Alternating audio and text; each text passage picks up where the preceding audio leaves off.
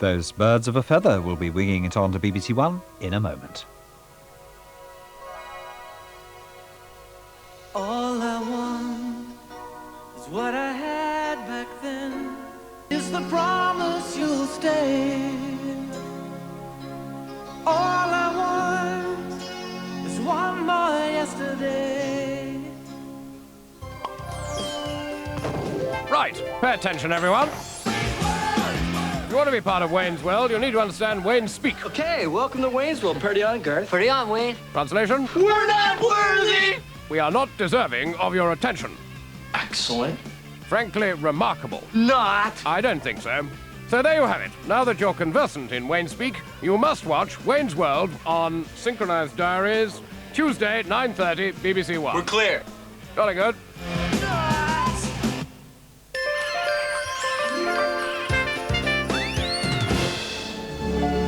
Christmas night on BBC1. You planning to join us then, matey? No, to lead you. Join Kevin Costner and his merry men to take on the dastardly Alan Rickman. Join us. At 9 o'clock, pull a cracker with the not-so-merry Victor Meldrew. OK, let's funky it up a little bit, come on. At 9:40, Victoria will help you burn off that Christmas dinner. Well, some of it. We don't all want to be Madonna, do we? No. Some of us want to be Petula Clark, don't we? And at 10:40, we bring you sunshine from a Christmas past. The perfect Christmas present from BBC1. On BBC1 now, hard times in the depths of Essex for our birds of a feather.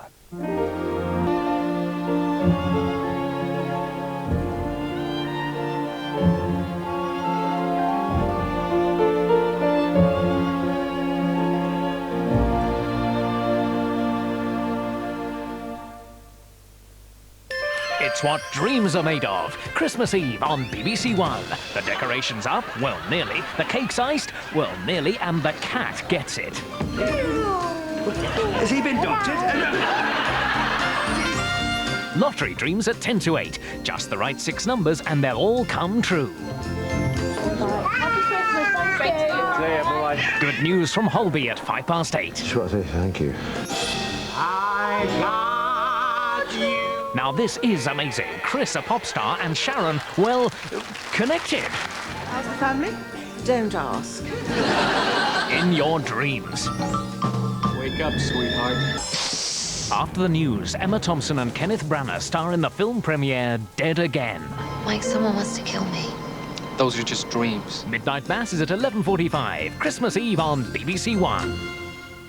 And the double-issue Christmas Radio Times is on sale now, your complete programme guide for the holiday season, with listings for all television and satellite channels. That was the dentist. What have you done? I haven't done anything. You're not to worry about the Wimbledon poisoner. Inspector Rush is on to him. The carnival may soon be over. All I need is evidence. The Wimbledon poisoner in 15 minutes. On BBC1. Henry? Now, on BBC1 at 9 o'clock, the news with Michael Buerk. President Yeltsin has rejected the offer of talks over the Chechnya crisis. Russian planes have bombed targets in the breakaway republic. Tonight, tanks are moving towards the capital, Grozny. Tony Blair gives his strongest hint yet that Labour would back a referendum on Europe. And 2 newspapers have been referred to the Press Complaints Commission after they named the winner of the lottery.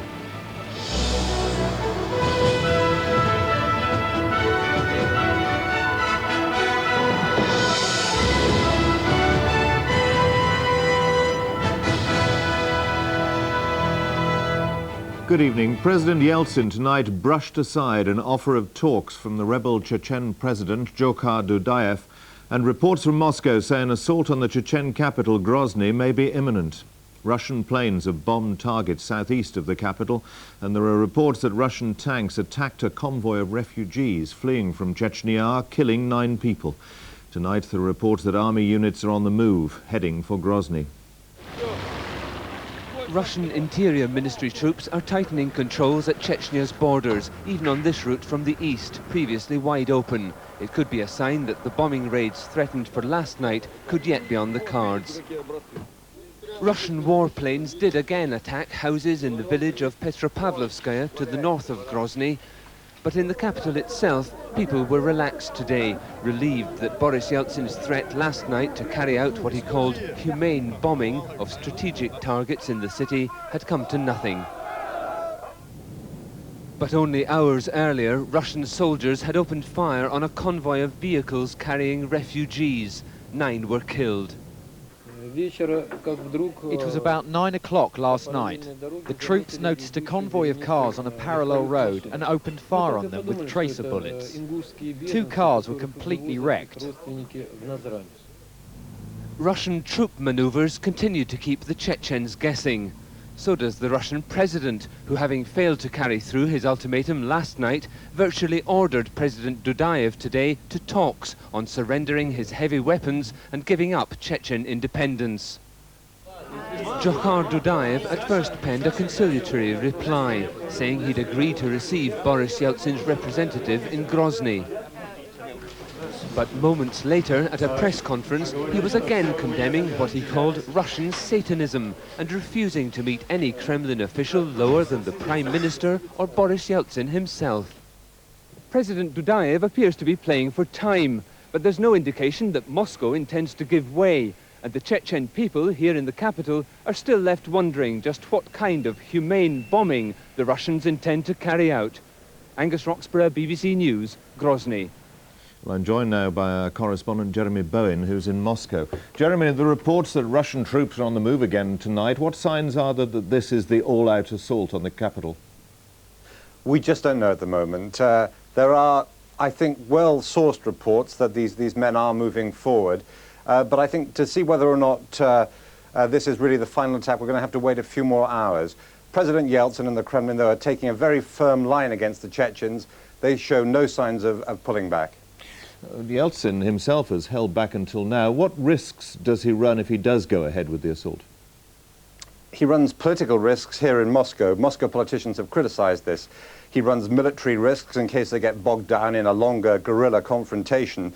But I think he feels the risks of holding back may now be greater than the risks of going forward. Jeremy Bowen, thank you. Here, the leader of the opposition, Tony Blair, has given his strongest indication yet that Labour would support a referendum on closer ties with Europe. He said any major constitutional change, such as a single currency, would have to be approved by the people rather than politicians. Tony Blair couldn't have been firmer in saying Labour would be at the heart of Europe. But while he didn't steal a march on the Conservatives by actually promising now that Labour would definitely consult the British people, he felt any move towards a single currency would have to go to either a referendum or a general election. The important thing is to recognise that we've got to move, if we're moving towards further European integration, with popular consent. In other words, the days of this being decided by political elites is over. John Major is being advised by more members of his cabinet that the only way the Conservatives can reconcile their differences over Europe is by acknowledging that the argument has moved in favour of a referendum. It's a view supported increasingly in the constituencies where there's strong backing for the 9 Eurosceptic rebel MPs. But ministers believe unity is paramount.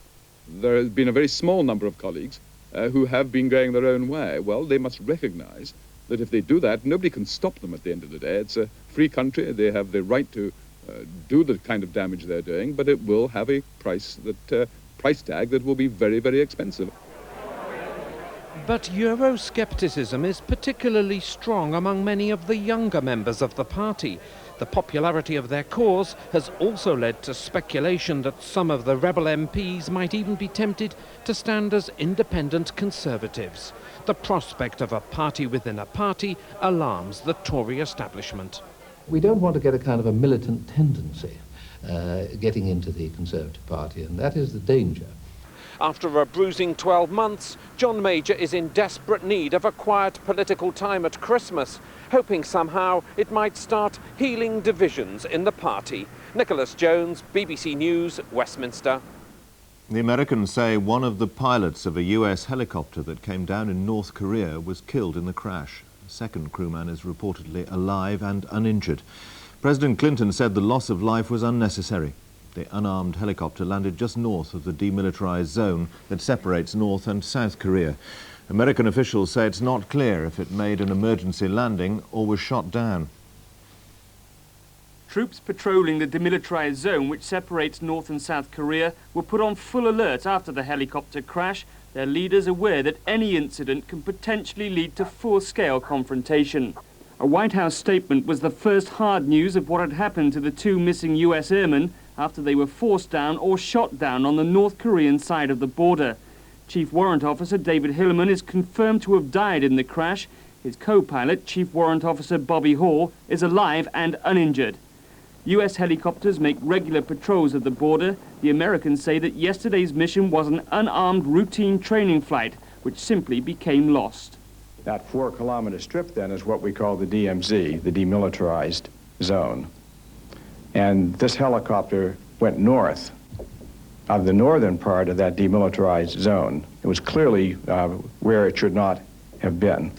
US military delegates have been meeting with North Korean officials near the border. The challenge for America is to secure the early release of the surviving airmen and prevent the escalation of what's proving a difficult diplomatic incident. Jeremy Cook, BBC News, Washington.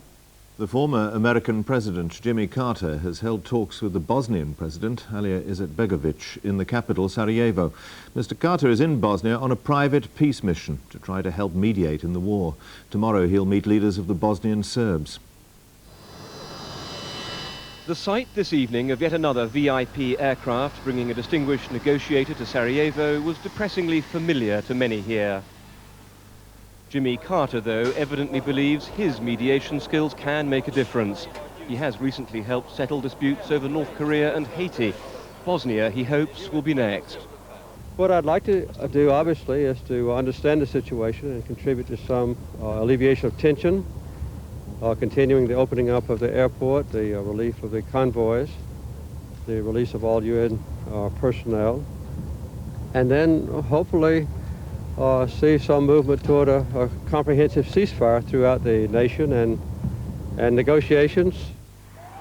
But the visit is a gamble. A convoy offered Mr. Carter some protection, yet as he arrived and not far from his route, sniper fire provoked a determined UN response. Safety, though, isn't the only problem.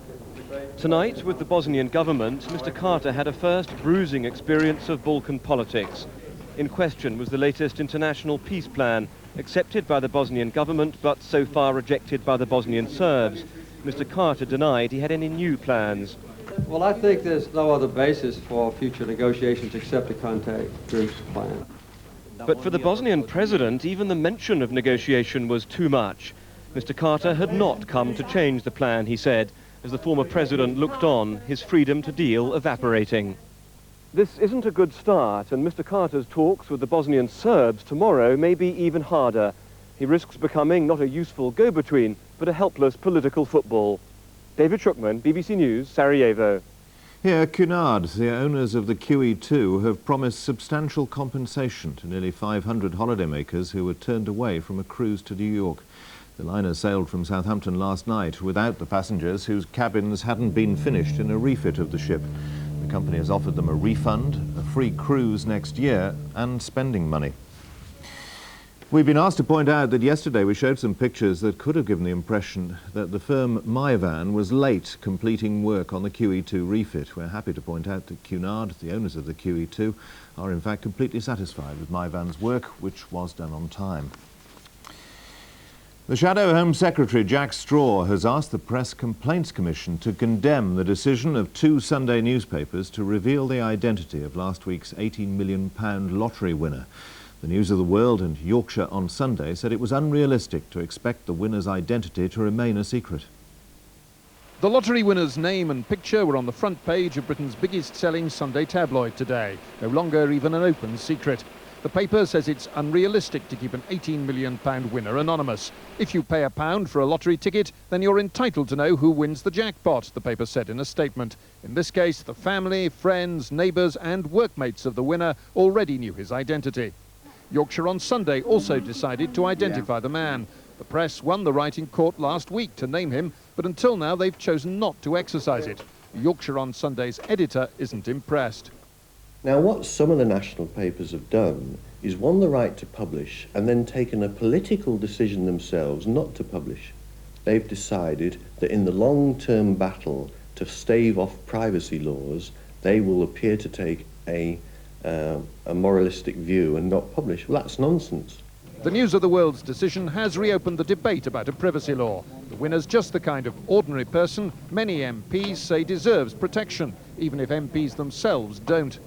To a certain extent, those of us who put ourselves up for public office are fair game for intrusion and for examination by the press. But for ordinary people who are simply going about their ordinary lives, I think there ought to be some protection of privacy. MPs have called for privacy laws often enough in the past and nothing's happened. Perhaps the News of the World's deliberate decision to out the lottery winner will make a difference on this occasion. But newspapers argue that anyone who wins £18 million isn't an ordinary person anymore and can't expect to keep their privacy. Nick Hyam, BBC News. Main news again, President Yeltsin has rejected Chechnya's latest offer for talks. There are reports tonight of fighting as Russian troops head towards the capital, Grozny. That's it from the newsroom this weekend. Good night.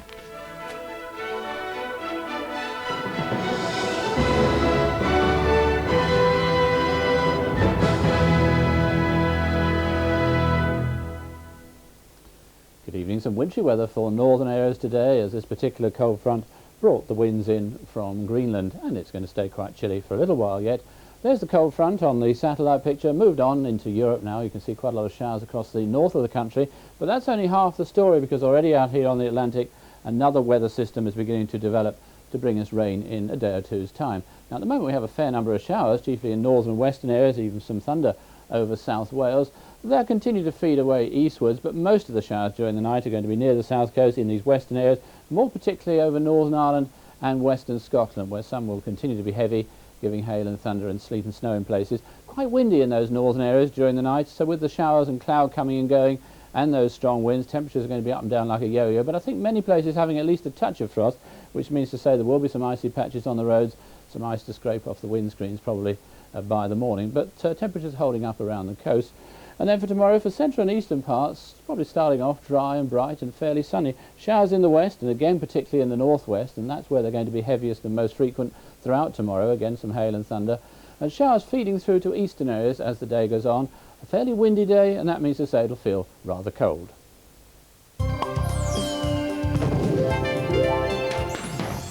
She's a hairdresser. Lena, can you do my lady a tea, please? Yeah, take the tea bag out this time. Yeah, put it back in the steriliser. An aerobics instructor. Okay, let's funky it up a little bit, come on. A celebrity mother. Of course, I didn't get my figure back straight away. It did take about 20 minutes. An incurable snob.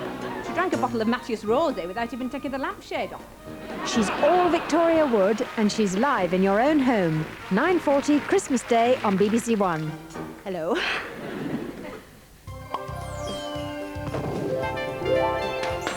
Stephen Milner.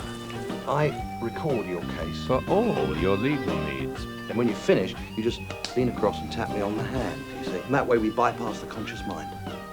A simple man. It always used to amaze me that you became a successful solicitor. With a complicated client. I employ him to defend my interests. You don't ditch clients on the basis of personal distaste. Clear? Don't know much, do you?